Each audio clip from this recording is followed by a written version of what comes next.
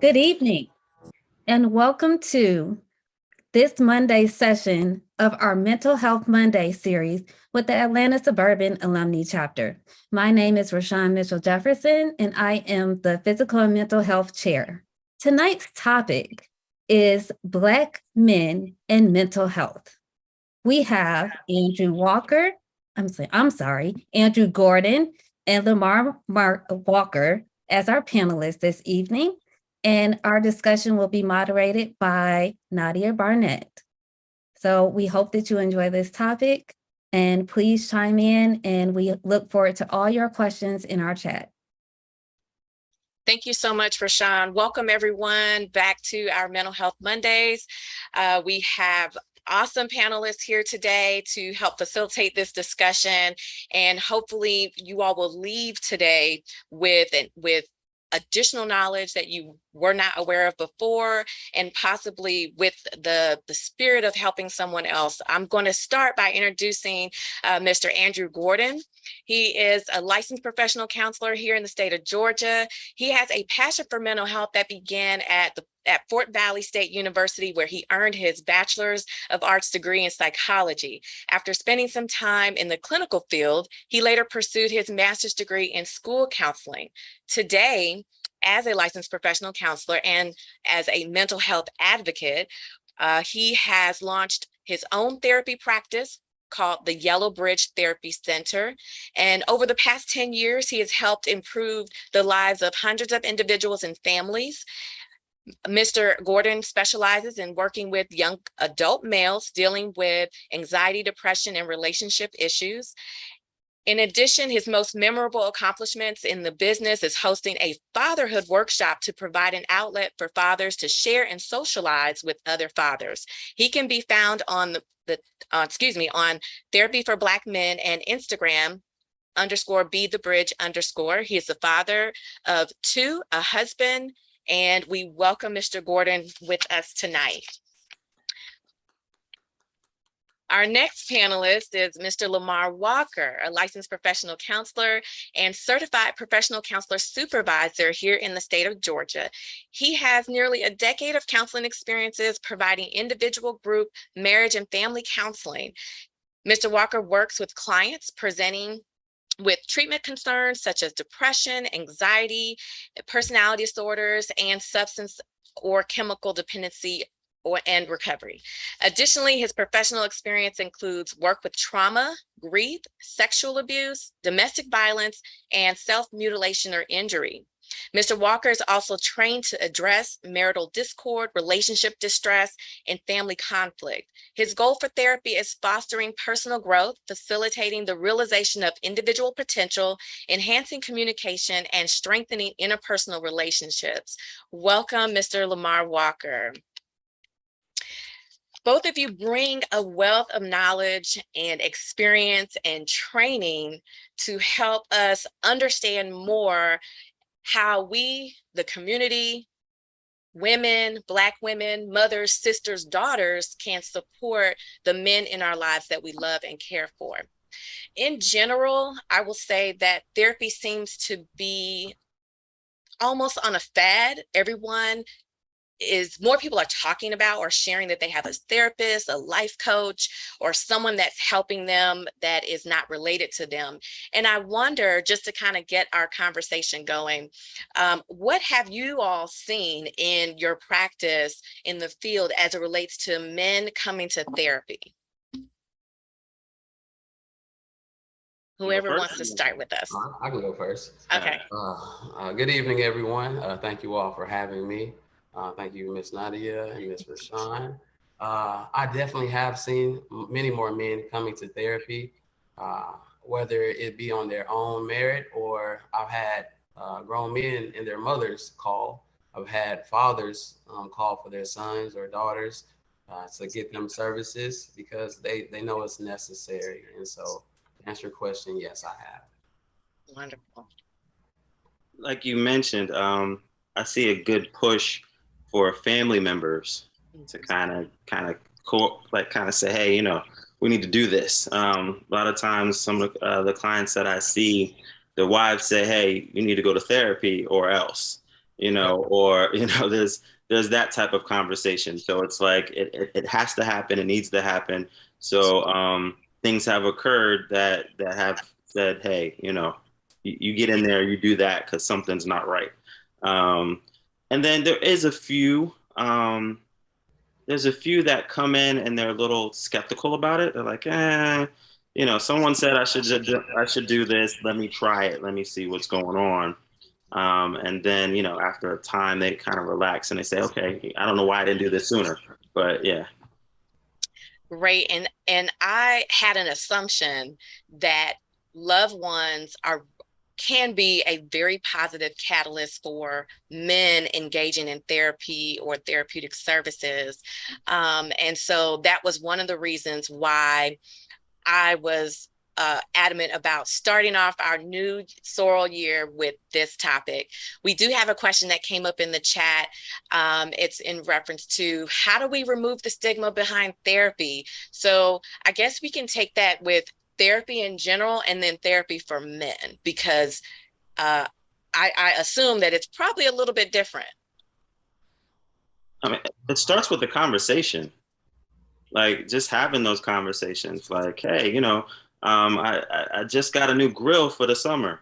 Okay, yeah, me too. Hey, I just met with my therapist last week. Okay, how did it go? Okay. So just the conversation, so that way it becomes the norm. You mentioned it that it's big in the news, but it's not always a conversation when you're sitting around, but just and sharing, if you're receiving therapy, that you let people know that. So, and just trying to take away that awkwardness about it. So it's not, oh, you need to see a therapist, like there's something wrong with you. It's like, it needs to be more of a conversation like, hey, I'm seeing a therapist. Let's do it. Yeah, let's do it together. It's the cool thing. It's a good thing to do. So yeah, definitely. Absolutely. I think that we oftentimes label mental health as something negative, but it's actually the mental illness that's the part that we have to address. Like, who doesn't want to be mentally healthy? And I think Lamar hit it on the head. Like, we have to talk about it, and you have to say, hey, I'm in therapy.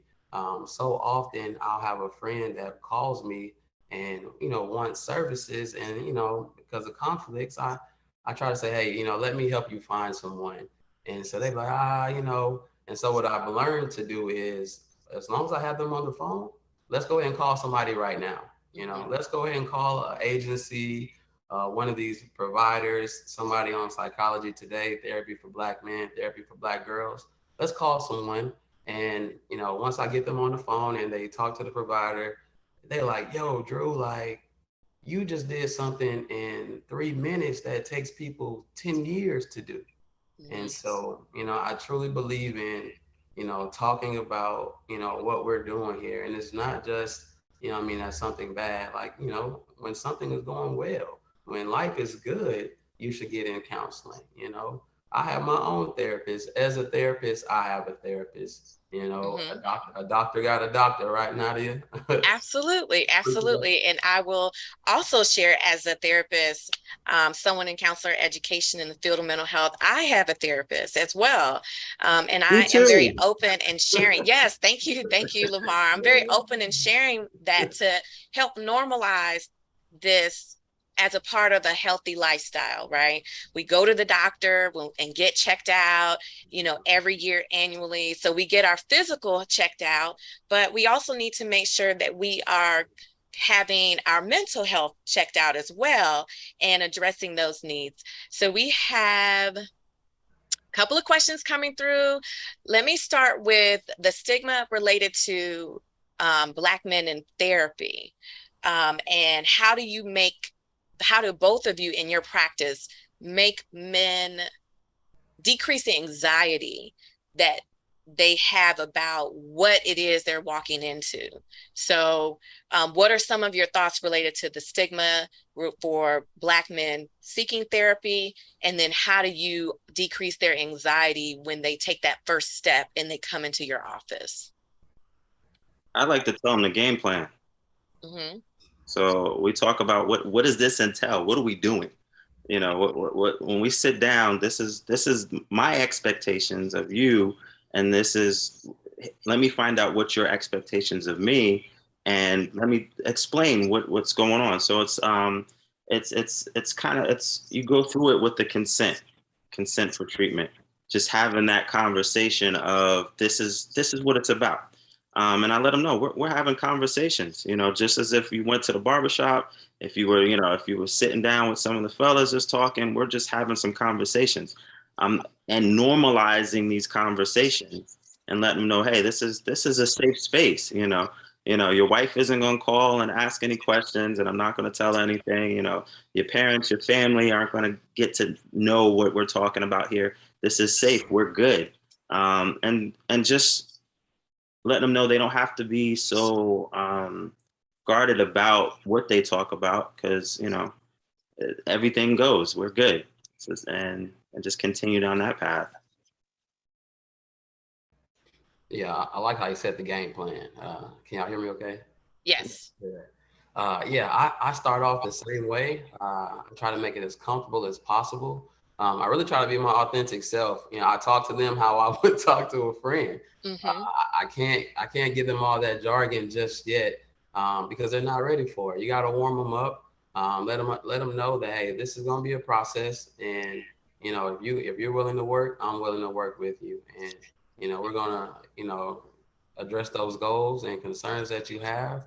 But like he said, you know, I've had a lot of guys just say, man, you made this so comfortable. Like I thought I was gonna be like nervous and, afraid to talk, but like you made me feel good. And so they keep coming back. And so I have a lot of men on my case, so I'm sure Lamar does too. But that's how you have to approach people, you know? Absolutely. So it sounds like you both approach it in one, your authentic selves in a regular way, right? Because some people may perceive therapy as someone that's sitting on a couch and they're like analyzing you, versus a real person who is going to utilize their authentic self and their skills to get to know you. It's relationship building, right? Getting to know you, you're getting to know them, and then figuring out the best, as Lamar shared, the best game plan for addressing whatever the primary concerns are. Thank you so much. So we have a couple more, we have questions that are coming through, and audience, we love these questions that you have. So in terms of the length of time, or so you have a gentleman that comes to see you, is it more likely that you're seeing men continuing to stay consistent in therapy, or because of maybe some negative influences, you're not seeing them come back? Because you both have shared, you have lots of male clients on your caseload. I would assume that you're seeing them come back because of your own individual approach to therapy. Yes. Want to touch this one? Yeah. Okay, cool. So yes, sometimes I don't know why they don't come back, and that's okay too, right? And so can you ask the question again so I make sure I get it right? Yes, the gentlemen that do come back, what do you think? There's like two questions in there. Yes, it was. Are they coming back? And if they are, what do you think what is it about either your particular modality or just the way that you operate that keeps them coming back to continue to focus on their wellness? Gotcha. So I've been getting a lot of men lately with some infidelity issues, healthy relationships. And so as a married man of 8 years and, having two children, sometimes I'm able to, I guess, relate to them in a different way, well, in the same way, not the infidelity piece, but I'm able to relate, as a man, and as far as understanding. And sometimes I do give advice. I do share my story. I share some techniques that I use at home, or what I've shared with my friends, and so, or even with some other of my clients. And so I think that's helpful. And I think we need concrete information, not just, just words, but like actually something that they can hold on to and go use, and then come back the next session and they can share how it worked or if it didn't work. And so, yeah, I think that's part of the reason why many of my men come back. For me, I think it's some of it is accountability. Like if they miss an appointment, I'm gonna give them a call. You Mhm. know, and maybe they forgot, it may be something else on their plate, it may be something going on. So if they miss an appointment or if I haven't seen them in a while, I do like I would do anyone else. Like, hey, I ain't seen you in a while. What's going on? You okay? You know, and they'd be like, oh, Lamar, you know what? You're right, man. I've been meaning to set up an appointment. Okay, well, let me go ahead. Let's do that real quick. You know, you missed the last one, so let's make sure we good. Um, some of them, things will come up and, they won't, I might not see them, they'll drop off for a minute and then, I'll get an inbox on Facebook or I'll get a text message or, someone will call me and, be like, hey, I need to get in there. Like last time I seen you and I always start the sessions letting them know that therapy isn't a quick fix. Right. So you may feel good after the first session. We really got some stuff. We talked real good. You feel comfortable. That doesn't mean that we just stop. Like we need to continue with this and see how far it goes and how long it goes. But I do like the other piece about kind of a little self-disclosure that kind of helps too. And just definitely accountability, self-disclosure, and just consistency. Just making sure that I'm consistently there and I show up for them, and then they continue to come as well. Great. Thank you so much for that. We have some, a lot of women on here and who have loved ones, and they want to know how can we support our loved ones and encourage them to seek therapy. What have been some reasons that your clients have shared other than the ultimatum that was mentioned? But what have been some reasons that your male clients decide to take that first step, not just to make the appointment, but actually show up and walk in your office and sit down? What are some things just, that we can do to help encourage and support our loved ones to seek out therapy? It's a little tricky sometimes. The male ego is kind of fragile, you know. Generally, so I got it down to like maybe a couple of thoughts. So the first thought when presented, hey, you need to go to therapy, for a lot of men is, I got this. Mm-hmm. I got this. The other thought is, they don't know me, Right. And then another thought is, it's none of their business. Mm-hmm. You want me to talk to a stranger, Mm-hmm. what do you think, I'm weak? And, what happens in my house happens in my house. It's none of their business. So you have to be really tactful with this. What I tell a lot of like wives and mothers or whatever, men want to be helpful and want to be needed. So it's a little tricky, but helping them to recognize that it's nothing wrong with them, but they're needed. And the thing to help more or to be more helpful would be to get some additional help in this situation, whatever it may be. And that it's not that they're weak or that they can't do it themselves, but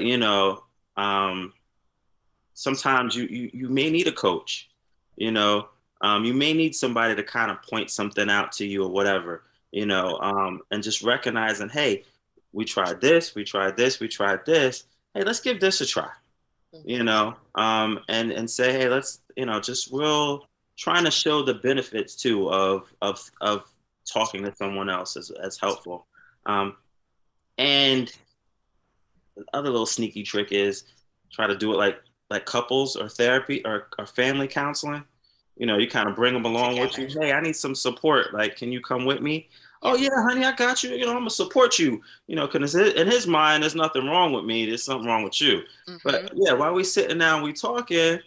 You know, oh, you know what? He said some things. I'm gonna need to talk to you later.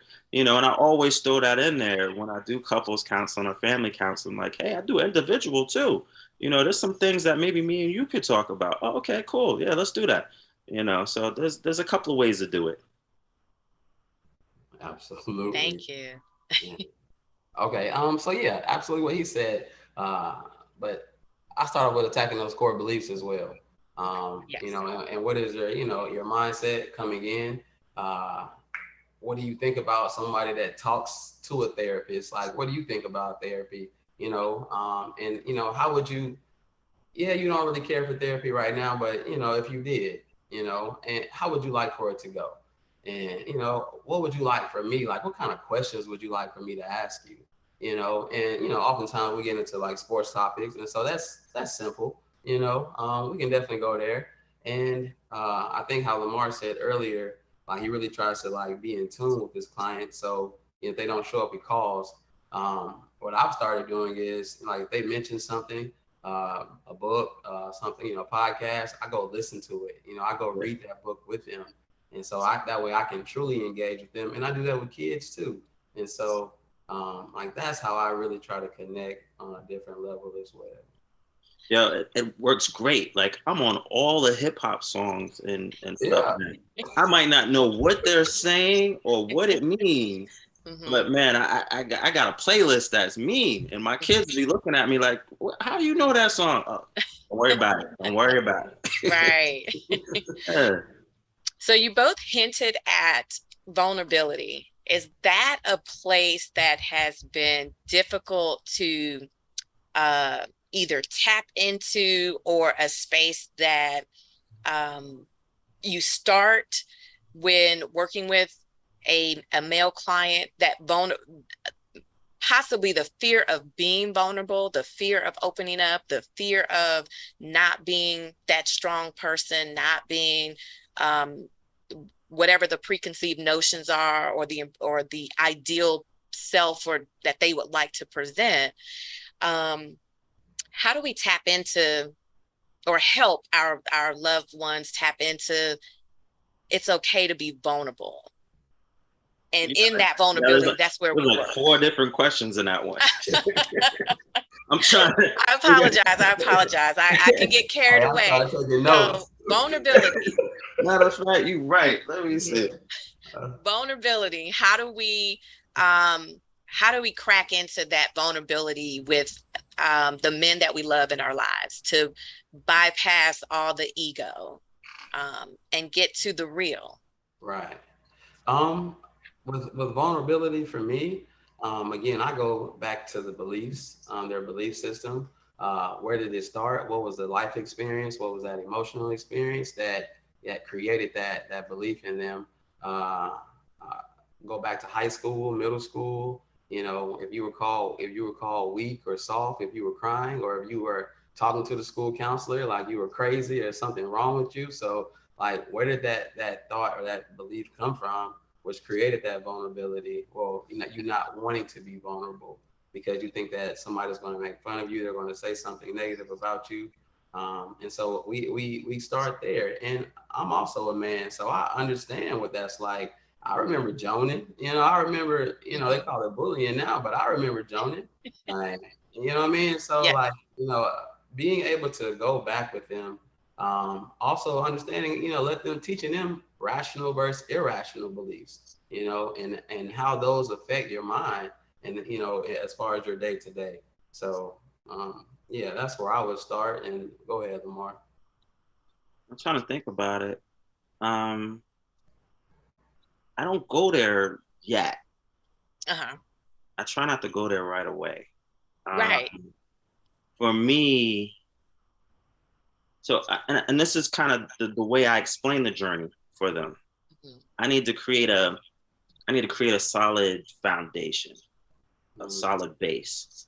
So initially, when I talk to clients, we talk about goals, we talk about values. We tap in a little bit into negative thoughts, and negative thought processing, this, that, and the third. I create that strong foundation, making sure that they're hitting on all the basic needs. You know, because I don't want to open up that vulnerable side right now, because we got to make sure everything else is balanced. You know, I want to make sure that there's a good balance, you know, with home, with friends, with physical, spiritual, you know, mental. Like, they're really taking care of themselves, and that balance is there. And once they're calling me, or we're in session, and they're like, yo, Lamar, everything is going really great. Like, you know, I'm hitting up all my goals. I'm staying real present. Relationship is going well. That's when I say, okay, let's go ahead and open the refrigerator, because there's some stuff that you stored back there. We're going to take that out, you know? And they were like, ah. I'm like, yeah, you have the tools now to stay present and to stay balanced. So now we're going to dig up all that other stuff. So that way, some of those feelings of invulnerability, the impulsivity, the other things that were going on, the anxiety, the depression that were going on, that may be triggered from some things in the past, don't just automatically come up. So when I go into that, I have them physically write down a narrative. And they write down their narrative, and I tell them, I say, take your time with this. This isn't, you know, if it's going to bring up some emotions, this, that, and the third, you don't have to share with nobody. And we're going to talk about it in steps, you know, piece by piece. And if it bothers you while you're writing it, take a break. Do those relaxation tools. Like, we got a toolbox over there, pull those out, and then come back to it. And then once we empty all of that out, then vulnerability is, you only feel vulnerable when you don't feel safe. And then when we realize that there's nothing to fear but fear itself, you know, and the people that we feel that we can't be vulnerable with is not even realistic, because we're safe with them. We've built up those relationships with them in the present, and we've dealt with the relationships in the past. So now we're complete and whole. So I like how you both brought up the safety factor, feeling safe, in addition to language. And I'm a real stickler about language and the words that we choose to use when we're communicating. And so it's important, in reflecting back on growing up, certain words that could indicate to you or the receiver of the message that they're not going to be safe with you, right? So as women, I just want, this is just kind of my public service announcement, that our language to our men, whether they're our sons, our brothers, our fathers, our significant others, make a huge difference in how they choose to open up and feel safe with us or not. So and I'm glad that both of you shared that, so I can put that message together. And just, you know, I want those of us that are on here, the women, just kind of simmer on that. Because if you think about the words that we use, whether it's, you call someone a sissy or whatever, all of that is adding to and building up a wall that says, I'm not safe with this person. And it might be counterintuitive to what we want. We want this person to open up to us, but sometimes it takes us looking in the mirror to see, how have we been communicating and behaving towards this person? And are we actually helping to create that space? Because the space is created within the dynamic of the relationship. And there are, whether it's two people or it's a family dynamic, everyone has a part. So thank you so much for sharing that. I would like to ask, as it relates to certain traumas, maybe a loss of a significant person or a child as a man, how can we as women support our loved one through experiencing that loss or that grief process, to push them to talk to someone about that? And that's, losing a child, or losing sibling or a family member, extended family member or parent, how do we help in that grief process with our men? Because we can outwardly share our grief. And sometimes that may not be the same way from our men. Um, so a lot of situations, just losses, period, Mm-hmm. and not just with men, but just people in general. We're taught to just move past it, let it go. Like, and the sooner that you just move past it and let it go, um, then that is thought as you're good, you're okay. And then a lot of situations we are faced with feeling like we have to be strong for everyone else around us. And depending on how close the person is, there are things that have to get done, Mm-hmm. arrangements that have to be made. So the focus and the energy is on that. How to have the conversations or create the conversations is to have the conversations. Not necessarily don't have to have the conversations with a therapist, but just having the conversations in general. Um, we mirror certain things. Um, so just sharing that emotion, like, hey, you know what? I miss this person. This is what I miss about this person. You know, what do you miss about this person? You know, how has them not being here created um, or a loss, or what has happened as a result of them not being here? Um, Also, just coming up with ideas that are practical about how do we commemorate this person, how and addressing how each one of us may mourn whoever it is that's lost. Like, how do you mourn, how do you, because everyone does it differently. um if you see that they're not receptive to that, um then do like I said, hey, let's go as a family, Mm-hmm. and let's kind of talk about this or whatever.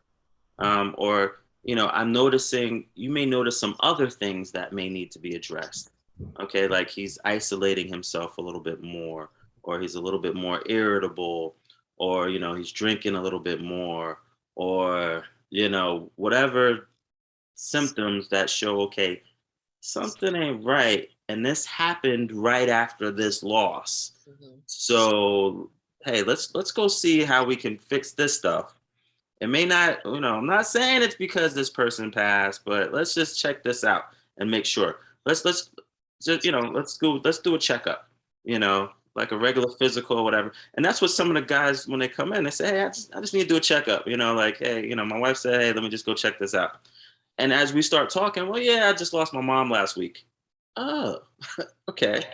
Well, let's talk about that. She was sick. It's okay. And then, well, let's talk about it some more. Mm-hmm. And then it kind of flows and opens up. Great. Good job. So yeah, the grief process is definitely a strenuous and long process. I believe wives or girlfriends, mothers, whomever, sisters, ask better questions. Try to focus on asking the right questions. You don't always have to go too deep into it, because you're not the mental health professional. You're not the therapist, and so. But just to ask the man, like, how are you feeling today? And is there anything that I can help you with or help you feel? Anyway, I can help you feel better today. Finding ways to ask the right questions, and that lets the man know that you're actually concerned. Because men have feelings too. We get sad too. We don't try to show it as often, but we definitely do. So when I see somebody, who is really concerned, like my wife, she asks the right questions. That means, when I start talking and she asks follow-up questions, that means she's listening to me now, right? And you talked about safety earlier. Now I feel safe to share, right? And now I feel not necessarily understood, because that's my loss and I deal with my loss different than you may deal with your loss. But the fact that you can sympathize with me just a little bit for these moments, like that brings healing. Mhm. Thank you so much That for. was Oh, great. go ahead. Fist bump, brother. That was good. As it relates to as it relates to feelings and as it relates to situations or experiences that our men may have that causes a change in behavior. Lamar, you mentioned being isolative, being irritable, maybe engaging in more or beginning more substance or alcohol use. Are there any other behaviors that outside of they're not acting like themselves to that we can use to say, as Andrew mentioned, I notice you're doing this now. I'm concerned. Are there any other behaviors? So one, are there any other behaviors that would indicate there's a shift and we need to talk about it? Or maybe there's some feelings that we probably need to try to ask about. And then two, is it just as easy as asking, I'm noticing, or just bringing to their attention, we're paying attention? Okay. So I think Lamar hit it with the isolation, the drinking more, the irritability, just, your normal frustration. Well, not normal frustration, but with my experience in like suicide or suicide ideations, um, even in the school system, like people will tell you, like, this is how I'm feeling. Mm-hmm. And so often, because that person may be the strong friend, right? It kind of goes ignored. Like, oh man, he's just talking, man. He'll be all right. My dad, and I'll be transparent. My father committed suicide when I was 19.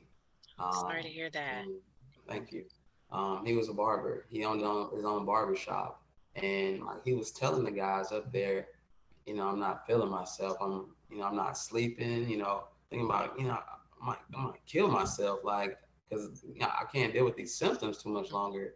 Mm-hmm. And like they just like, man, that's Ron, man. He tough, man. He just brushed it off. And then it happened, and now you hear all the stories of, man, he told me this. He told me he was thinking about buying a gun. He told me that, and I'm just like, wow. So when people tell me now, I listen. I jump into action.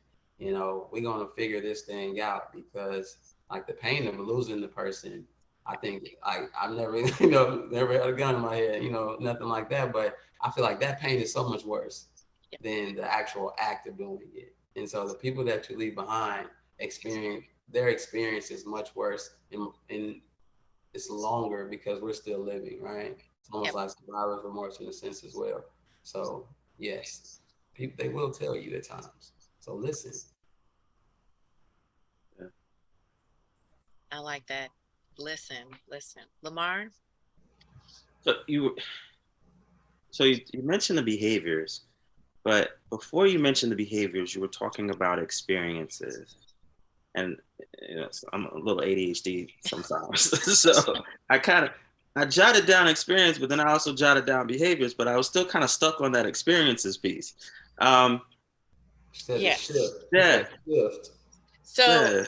the But the reason why, and to explain, one thing that I mentioned with especially my male clients is that loss comes in different shapes or forms. So it's not just losing someone that is a loss. There's loss of time, there's loss of money, there's loss of youth, there's loss of relationships, there's loss of energy, there's a lot of losses. Even the things that are considered happy things, there's a level of loss. So sometimes while you're trying to focus and be happy, like, when there's a marriage, you get married, like, yeah, hey, I'm married. But I sit down and I talk to him, I'm like, but there, that's a good thing, but there was also some losses. Mm-hmm. So we still need some to mourn the losses and talk about the losses. Even kids, you're losing time, you're losing money, you're losing, different things when they break it and stuff. I'm sorry, I got 3 kids, but like it's a loss. It's a loss. So you have to just kind of talk about the situations or experiences and discuss how those experiences, the good, yes, focus on the good, but also focus on the changes that may have occurred and try to talk about those, moving and, the shifting jobs and everything that happens and occurs, there's a change, there's a loss, there's emotions. So you'll see different behaviors of sometimes it's just trying to act overly happy about it. Like, yeah, I'm great. Yeah, everything's great. No, you're not. In the back, when no one's looking, they're somewhere else in the corner, isolated. So just having the conversations again. Absolutely.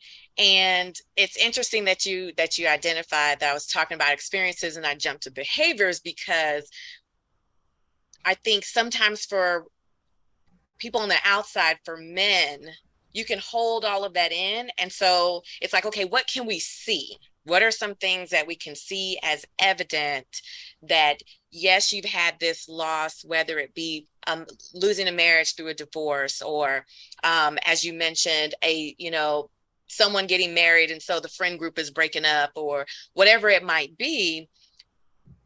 Sometimes it's very difficult to know what's affecting our men or our boys, but we can see behaviors and we can see things. And so I want the audience to pay attention to what they're seeing and hearing versus what they're not hearing. So the key is, if someone's not talking about it, that doesn't mean that it's not affecting them, right? When our men aren't having long conversations with other men or each other about certain things, that doesn't mean that it's not affecting them. And one of the things that you both pointed out is relation to being strong. And sometimes it's a matter of understanding that we have to be strong for ourselves. And the strong friend or the strong person also needs help, also needs some attention, also needs some support. And so being strong for ourselves. And, can we tell our men, I know you want to be strong for me, but I need you to be strong for yourself. And I need to be strong for myself as well. And then we can be strong together versus you being strong for me. And that is the idea.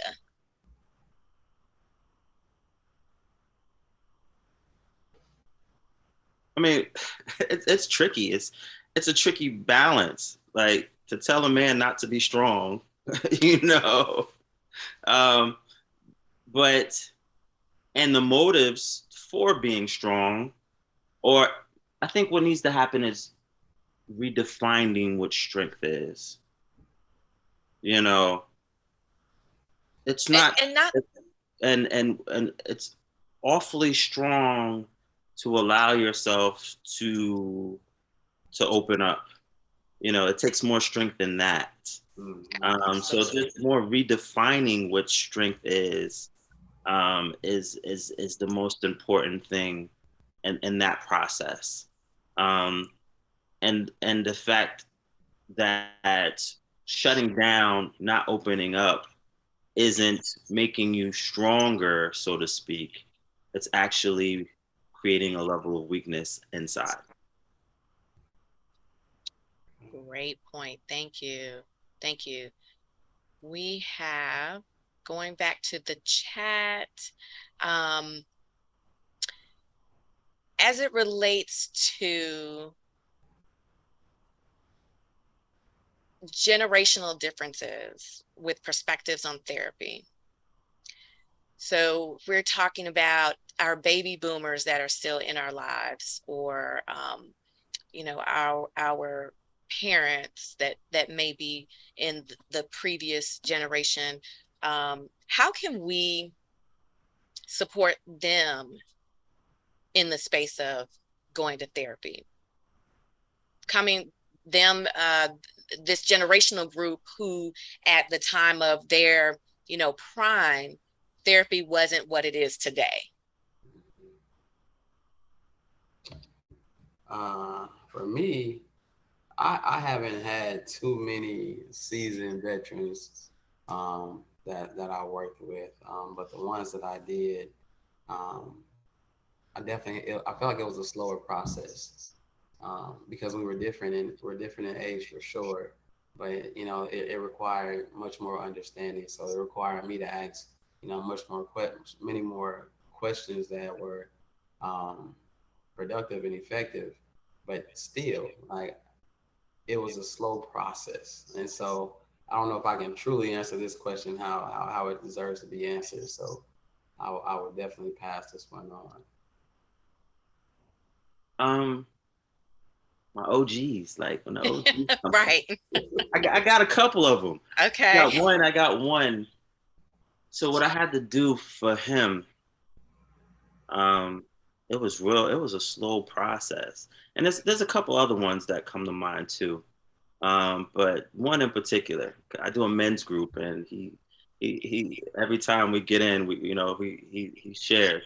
And I've been working with him for a number of years, on and off. Mm-hmm.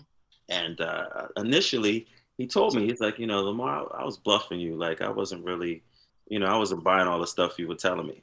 But then, when things happen, then it'll come back like, okay, I'm ready to do the work now. And this went on and off for a good while, but now, he swears by it. Like, yeah, because I do the men's group on Sundays. He'd be like, yo, he doesn't even call me Lamar. He said, hey, yeah, Mar. He said, hey, Mar, my man Mar, y'all need to listen to him, Oh, like, okay, but it's just, I think it's the same as what we said before, trying to take off, you kind of take off that hat. And Andrew mentioned it before, even just the language, how you talk to him, and you don't come like, because people with authority or people in these different positions during certain time periods didn't always have the best interests of African American males at that time. Right. So, and the older gentlemen that were brought into with me, it was a strong push by their wives. Mm-hmm. So it was definitely just really just kind of, and like Andrew said, just listening to him, talking to him, asking the questions, and letting them know, hey, I'm on your side here. I'm not recording this. I'm not gonna go back and tell your wife. We're good here. This is good. We could talk about this. Yeah, it's. And then when they have that, because sometimes they will relapse into some things, because, that saying, it's hard to teach an old dog new tricks, but when they relapse back into stuff, letting them know that they can come back. Yes. Relapse isn't a failure. We have some time to get this right, and they're never too old to make some things happen, and some goals and stuff like that. And a lot of the things they know, because back when reading was cool, there's stuff that they remember, and they know books and knowledge and information. When you sit down and talk to them, and you share that, you got a decent head on your shoulders, then they want to talk to you some more. Okay, you're a bright cat. Let's talk. Uh-huh. Yeah, so it's fun. It's fun. It's an adventure. Great. Now to shift the conversation a little bit, this is in reference to Lamar mentioning about having ADHD, and we have an audience member who has asked, my boyfriend has this as well, and sometimes it can be difficult with him being present, or it seems like he may not be present. What can be some suggestions on how to support and understand a partner with ADHD? Man, I mean, yeah, I'm multitask sometimes, and sometimes people got to tell me like, hey, over here, come back, I'm like, oh, squirrel, Right. um, so it is a little tricky, but I've learned, to kind of work on it, and I have to remind myself, like, hey, come back, when I find myself distracted, or when there's a lot that I'm doing, because my mind goes a mile a minute. But so she's asking how can she just be patient, definitely, be consistent, and don't sometimes just making it funny. There's sometimes there's humor in it. Oh, there you go again. You Right. know, and letting them be okay, and being okay with them being who they are. Absolutely. And not having them feel like you're trying to change them or trying to control them. That, hey, you know what? If it's too bad, you know, um, which generally at adult age, sometimes it could be pretty bad, sometimes it isn't. But we kind of shy away from medication. So if it's affecting them at work, or if it's affecting them, big time with getting tasks and things done, um, and they don't have those skill base to be able to do that, Hmm. um, there is no medical pill. I tell people, there's no miracle pill, but you may suggest it, and if they do the medication, see how it works, um, and also coupled with the therapy and Absolutely. learning the skills to kind of get a little better organized, a little focused, and things like that. Then over time, they could possibly decrease the medication and get rid of it. It's like, if I'm on a like ground floor, I Hmm. might need a little help to kind of help me stand up, a little crutches or whatever, so that way I can walk. But if he's just a little focus here and there, just keep redirecting them here and there. If there's something that you need them to do, Hmm. you might have to send them a couple of texts, a couple of messages, or write something on the refrigerator, or have them set some alarms so you can remember to do stuff. But yeah, I have about like 5 or 6 journals. I just put them around so that way I Hmm. can find them and write stuff down myself. Thank you. Thank you for that. Yes, Andrew. Okay, yeah. So I think I know I have it because I went to the doctor and he said I got it. Yeah. Right. So what helps me are to-do lists. Yep. In my phone before I go to sleep. I try to, do a brain dump is what some people call it. But everything that I got to get done for tomorrow, I go in and write that down. And that way, when I wake up in the morning, I don't have to think about what I have to do today, and I don't get distracted. I just check off my list, next, check off my list, and I feel accomplished each Yep. time. Yep. Uh, and even for my wife, what helps us is the Google Calendar, Hmm. that we share together. So whoever asks that question, think of little things like that they seem little, but they're very practical. That will help him. And even when y'all are in conversation, if the TV's on, cut the TV off. The radio is up, turn the radio down. And ask him to look at you. When you're talking, don't tell him. Ask if he can look, so that way you have his attention. Like sometimes that helps as well. Um, Absolutely. And I'm glad that that you shared those both you both shared examples of ways to cope. And I hope that one of the things I want to make sure that you both mentioned, being diagnosed is completely different than just saying, oh, I got ADHD. So Yeah. you want to make sure sometimes we may have challenges with staying organized, and some of the tools or suggestions that both Lamar and Andrew shared can also help with that as well. But you want to make sure that um, you are using the right vocabulary when you're speaking to one another, and versus kind of calling things like you may see it when it might not really be there. Yeah. Now, Lamar, you mentioned about medications, and there was a question that came up in reference to men taking medications for mental health related issues. Is that another hurdle to get over, to get through? it sounds like you both start with laying the groundwork of how the therapeutic relationship will be if you suspect, and I know I'm going into two questions, if you suspect someone needs medication, how do you do that? So how do you even approach this topic? If they're already a client, then it's like we're pointing out the obvious. Right. You know, like, hey, we tried this, bro. We tried this. We tried this. None of that worked. Or you don't have the motivation, you don't have the energy, or you don't have the emotional ability to do some of these things over here.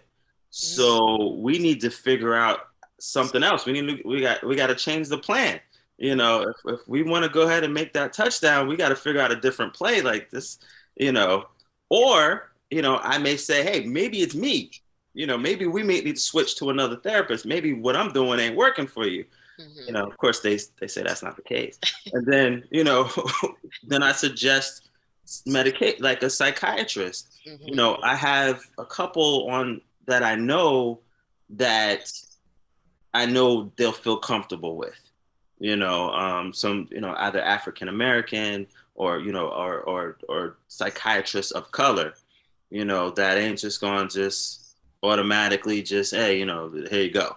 You know, just going to talk to them for a little bit. But also just, you know, the evaluation doesn't hurt. You know, just get evaluation. You know, and I tell them too, I tell them, get the evaluation, get the medication. No one's going to force you to take it, but at least you have it. It's there. You know, if you one day you wake up and you say, hey, you know what, I want to see if this works. It's there, you know, and you can try it and see if it works. If it doesn't, then hey, no foul. So at least, but I tell them too, give it at least 30 days to be in your system. Try it for 30 days. You know, after 30 days, nothing. Let's go ahead and talk and see. Maybe they might need to bump it up a little bit. And I tell them, hey, I'm not a psychiatrist. I don't know a whole lot about medication, but here you go. Let's figure this out. Yeah. Andrew? I don't encourage it too often, unless they're like already on it. Then I say, well, you know, the goal isn't for you to stay on it forever. So while we're in therapy, let's learn some skills. Let's really implement the strategies so that way you don't have to be on it forever. Is it a guarantee? No, but you know, I like to try to get them, you know, a little bit more motivated to do that. You know, whether it's kids or adults, just, you know, tell the parents, hey, you don't have to be on this forever. You know, and you know, if you are, like, make sure we're learning the skills, making sure that you're taking therapy serious. Because then, you know, the doctor can slowly wean you off of it, and then boom, you're good. And so I think that's the best approach for me with medication. Okay, thank you. You mentioned about kids. So a question for you both in reference to Black boys beginning and going to therapy. Is there an age limit where, you know, is there an age where they're too young to engage in therapy? Or are there benefits if the child is a little older? What has been your experience in working with our black young boys and our young men? For me, I've worked with a lot of younger kids in the past. My practice now is primarily virtual. So with the younger kids, it'll do better face to face a lot of times. So generally, when I'm working with adolescents, it's usually 12 and up because I feel that the talk therapy works a lot better with them when it's 12 and up. When it's younger than that, I like to have a little bit more play therapy techniques, you know, a little bit more things that I can do with them, like face to face, to make sure that they, you know, I can get them really, you know, engaged. Especially when they're real young, play therapy is a must. Also, when it's depending on the age and how young they are, a lot of times the parents will come in and be like, oh, fix my kid. But then you talk to them and you realize we need some parenting skills here, and you need some individual therapy here. Yes. So it's, if, yeah, so with age range, I prefer 12 and up for talk therapy. And I still do parenting skills with my older kids. But below that, I like to have a lot of face to face and lean a little bit more towards play therapy. Absolutely. Thank you. Andrew?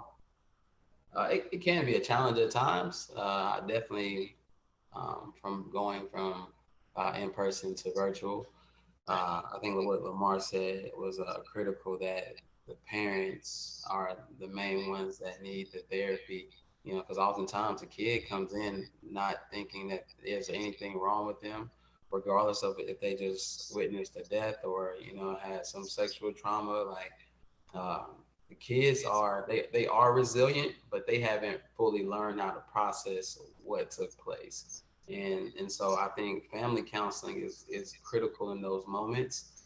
So that way, because we talked about feeling safe and supported and comfortable, and I believe if your parent is there with you, then a lot of those challenges, as far as for the therapist to kind of break through that wall, it's still gonna be a long process, but it won't be as long as if it's just you and the child. Did I get it right? Thank you. Shifting again with couples and those that are looking to get married, when we're dating, when we're single and we're dating, if we are interested in engaging in premarital counseling, is that something that we should bring up when we're dating and just meeting our partners and, in getting to know each other?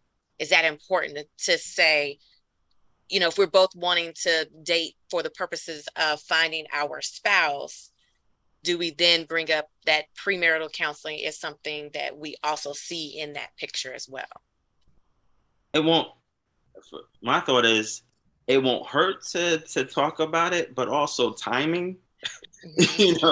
If we're just dating and just talking, and then you're like, oh yeah, we're gonna make sure we go to couples counseling, real soon, and I'm looking like, oh, okay, but definitely conversations about counseling, their thought, the person you're dating, their thoughts about counseling, their thoughts about therapy, their thoughts about couples counseling or premarital counseling, like having those conversations, and see where it goes. But yeah, too early, and yeah, you're gonna scare them away. Like, yeah, you need to go to counseling. Okay, like we haven't even figured out if there's, sometimes give it a chance to learn each other, and see if it fits. But generally speaking, I tell my couples, there's generally a 3-year marker, that relationships tend to die every 3 years, to be honest. The goals that you had 3 years ago isn't the same goals that you have now. The things that were there in the relationship 3 years ago may not be there now. So in those situations, if you're not throughout that 3-year span continuously dating and getting to know each other and gradually changing and growing together, then that's when we look at each other and say, hey, let's go see if we might need to talk to somebody. So when you mentioned dating, like, how long have they been together? How long have they been dating before that conversation comes up? Good question. So the panelists that posed that question didn't provide the time frame, just the desire to have or engage in premarital counseling, and if that's something that should be talked about when dating. Yeah. Yeah. So, if Beyonce playing, put a ring on it, then you definitely want to bring that conversation up. I believe that the marriage will be much more successful if you do premarital counseling in the beginning. Yeah. So if you all are serious and y'all are deep into it, then yes, it can only help, because by you saying that we need to go to premarital counseling, you're saying that I want to marry you and it for it to last forever, because we need to make sure that everything in the beginning is solid foundation, right? And so that way we have something to stand on and grow and build on. Yeah. Absolutely. Uh-huh. It saved me a lot of headaches. Yeah. Absolutely. Yeah. It can I've definitely. been a couple of times, as in couples counseling, and yeah, I was like, ooh, you know what? Counselor brought up some stuff. I was like, you know what? This may not be what I was really looking for. Like, this might not work, and we can agree on it because they pointed it out. Like, yeah, this ain't gonna work.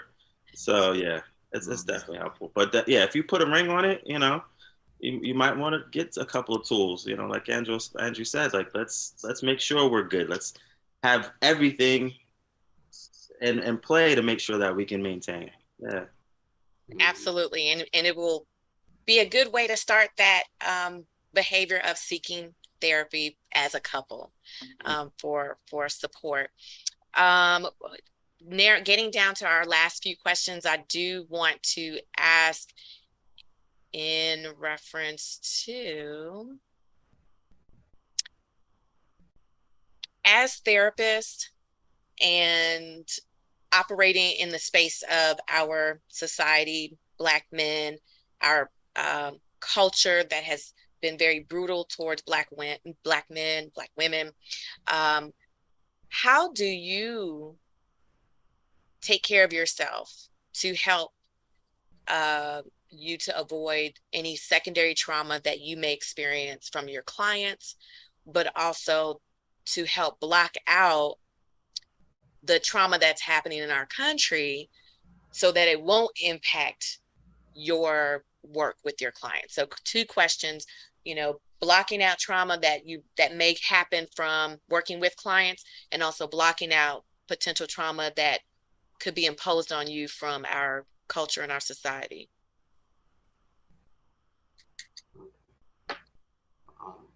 So my thing is, mindset is everything, right? I definitely use the technique think, feel, behave. And so, I truly believe my interpretation of society, of the world, of just even my household, my interpretation is my interpretation, and someone else's that's there. So, if I choose to watch the news and listen to everything that they have going on, but also listen to my mother-in-law who watches CNN 24/7, I get very blocked, and then I can become biased at the same time. So, I definitely guard my eyes, my ears, to make sure that I'm not taking in, negativity all day. And so when I choose to put myself out there, because I have the choice to do so, when I choose to put myself out there, then I do that, but I'm still guarded at the same time. So, and that's for anybody. Think, feel, behave. You think positive, you're gonna feel positive, and therefore your outcome and behavior should be positive. So, as it relates to the outside trauma, um, I don't watch the news. My mother yells at me about this. Like, how do you know what's going on? I don't watch it either. I don't watch the news. She said, well, how are you going to know? I said, well, because you're going to call me, you're going to tell me. Exactly. I will not watch the news. Yes. There's certain television shows or certain things I'm not gonna watch. I'm not gonna watch it. I watch stuff that makes me laugh. I like off the wall stuff, like sci-fi, just fiction. Just give me that, just weird stuff that couldn't possibly happen. Because I listen to drama all day. I'm not about to watch a drama show. It's not happening. I could tell you some drama shows if I wanted to. Right. Quite a script. So plus, when it comes to trauma too, you have to feel safe. So it's getting back to a level of safety. So, I do things to make sure that I feel safe. alarm system, I carry, got a carry license, even though you don't need it in Georgia, I still got it. I do things to make sure that I'm safe. When I see the police, I slow down and I put my hands on yes, sir, no, sir, whatever you need, sir, things, because I'm hearing those stories and recognizing the things that are happening out around us. I need to make sure that to the best of my ability that I'm safe. As it relates to clients, yeah, once I clock out, it's over, So, real quick, it was a few years ago, I was, I was at the hospital and I was doing an assessment on somebody. And I looked and I was like, oh crap, that's me. I'm depressed. So depression doesn't automatically look like I've had the real deep depression. This one's more like a functional depression. So I had to tell myself, what would I tell my clients to do? How would I handle it? So to help myself with dealing with clients, I have different tools or different coping skills that I maintain for myself. And when I'm not doing it, there's going to be problems. So I make sure that I communicate with my network of people. If it gets too bad, I make sure that, hey, I'm calling up the therapist. Hey, I need to see you. I make sure that I work out. I hit the gym. If I go too long without working out, there's a problem. I join a pool league. So I like to shoot pool. That's my hobby. So now I have a hobby in place, to do that. So there's different things to make sure that I'm creating the balance for myself. Mind you, I stay busy, between clients and organizations and, stuff like that. But if I'm off balanced, then that makes the workload and the trauma and the emotions from, the clients even heavier. Also, everybody knows, if my kids, if daddy's working, after daddy gets off, daddy needs 15 to 30 minutes. Like, don't be like, hey, nope, nope. Daddy needs to decompress, and then people will call you. Hey, let me text you. Not right now. I'm not going to answer the phone right now. I need me time. So I make sure I take that me time and the time for myself and maintain the balance for myself. Thank you. Yeah, I think that's very important because so often we lose our identity throughout the day. Yeah. I try to, well, I just started getting back up at 3 o'clock in the morning, just so I can guarantee my time where I'm Andrew, not dad, not the therapist, and I'm hopefully helping my wife out with that as well. Like, as soon as you get up, don't go to work. Like, take your time, get yourself up, drink some coffee, go outside for a walk, be you, what I mean, in that hour. Be yourself, and then go do what someone else needs you to do, what I mean, to survive and pay your bills and sustain. So, like, find that time to be yourself. And that is also blocking out some of the things that aren't going to allow you to be you and be comfortable in your skin. Thank you. That both of you shared some very critical information here. Being you and the guarding of your eyes and your ears, it's very important, and that can impact your ability to function effectively.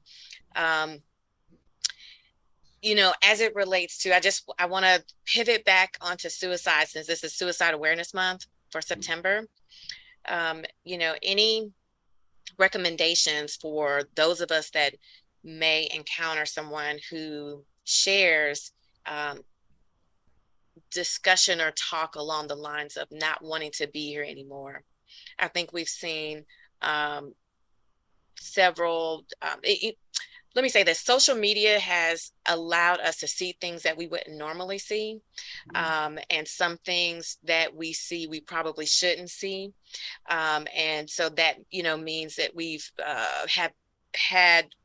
there have been opportunities on social media to see suicide notes, to see someone's last video, or hear someone's last message. And, so just as it relates to honoring this month, and what is a message that we can leave with our guests as it relates to if we hear someone that is speaking along the lines of not wanting to live, or it's better off if they're not here. What are some things that we can do? The first thought is talk about it. Like, oh, don't tell nobody. No, I'm telling everybody. Tell everybody. Everybody. Like, and not trying to fix the situation or think that I can help them on my own. You know, if I see somebody with a broken leg, I'm not about to sit there and try to fix it myself. Like, Right. we're going to find somebody, we're going to talk to somebody, we're going to call a suicide hotline, we're going to see, you know, we're going to find people, and we're going to let everyone know that something ain't right here. Mm-hmm. You know, we're all the family coming together. There's an intervention here. We need to sit down. We need to talk. We need to find out what's going on, and how can we get, you know, get this in a better situation to where they don't feel like that anymore, or to making sure that they're safe and they're in a safe space. You know, there's spaces that may be more that are safer than where they're at. Mm-hmm. You know, and we got to make sure that we get them there and in front of the right people to help them work through whatever it is. So yeah. Yeah, absolutely. Like you said, you can talk to them and you can listen to them, but you still may not be able to help them. Mm-hmm. So finding the people that can help them, uh, you know, you're not their therapist, so there's no confidentiality. You know, call their mama, call their daddy, call somebody that they would listen to, in a sense. Like, yeah, call someone they would listen to, and share that with them. Hey, I'm concerned. You know, he or she said this to me, and you know, I don't know what else to do. I don't have access to them, but I know you do. And so here are some numbers that you can call. We can go out. We can all go together. You know, that's how it's important to me. We can all go together. We can make the calls together. We can help. I'll help you find a therapist together, and that just lets that person know, okay, because you know at that point they're hopeless. You know, they don't feel worthy to live, and so you're just finding ways to uh, consider them, make them feel important again, listen to them, and so yeah, talk to them, listen to them. You know, you can't understand them, so don't try. Like you said, you can't fix it to understand, but you definitely can be a listening ear. Or you know, if they want to go have a drink, go have a drink with them. You know, go sit in the backyard. Maybe not the drink. Maybe not the drink. Alcohol is a depressant. No, My bad. no Okay. Kool-Aid. No drink. Well, we're talking about the friends, so yeah, but the friend don't know all that. Yeah. Wonderful. Thank you. What are some avenues for or recommendations to find affordable therapy? I know that, Andrew, you mentioned therapy for Black men. I've posted that in the chat. I've also posted in the chat the Taraji P. Henson has a foundation where she advertises free therapy resources for free therapy as well.